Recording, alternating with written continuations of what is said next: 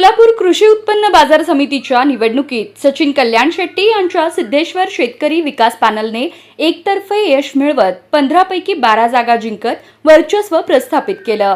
सचिन कल्याण शेट्टी यांच्या नेतृत्वाखाली लढलेल्या या पॅनलच्या विजयाचे किंगमेकर ठरले ते दिलीप माने। त्यांनी आखलेल्या अचूक रणनीतीमुळे सुभाष देशमुखांसह बडे नेतेही या चक्रव्यूहात अडकले। निवडणुकीची घोषणा झाल्यानंतर सगळ्यांच्या नजरा माने यांच्या भूमिकेकडे लागल्या होत्या।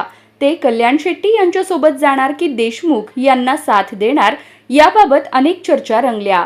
देशमुख माने एक व्हा असा नारा त्यांच्या समर्थकांकडून दिला गेला, मात्र माने यांनी संयम ठेवत कोणतीही घाई केली नाही। या दरम्यान सुरेश हसापुरे यांनी कल्याण शेट्टींना साथ देण्याचं जाहीर केलं। अखेरच्या क्षणी मानेंनी आपली भूमिका स्पष्ट केली। सचिन कल्याण शेट्टी हे मुख्यमंत्री देवेंद्र फडणवीस यांचे निकटवर्तीय मानले जातात। सद्यस्थितीत राज्यात फडणवीस यांचे वर्चस्व असल्यानं त्यांचा आशीर्वाद मिळवण्यासाठी माने यांनी कल्याण शेट्टी पॅनलसोबत जाणं पसंत केलं। हा निर्णय त्यांच्या राजकीय दूरदृष्टीचा प्रत्यय देणारा ठरला। माने यांची साथ मिळताच कल्याण शेट्टी पॅनलचा विजय निश्चित झाला। सुरेश हसापुरे यांची सक्रिय भूमिका आणि लोकसंपर्कामुळे हा विजय अधिक बळकट झाला।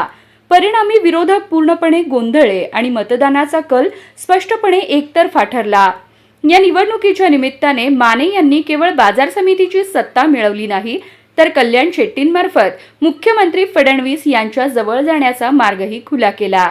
यामुळे मानेंनी एकाच वेळी 2 निशाणे साधल्याची राजकीय वर्तुळात चर्चा आहे।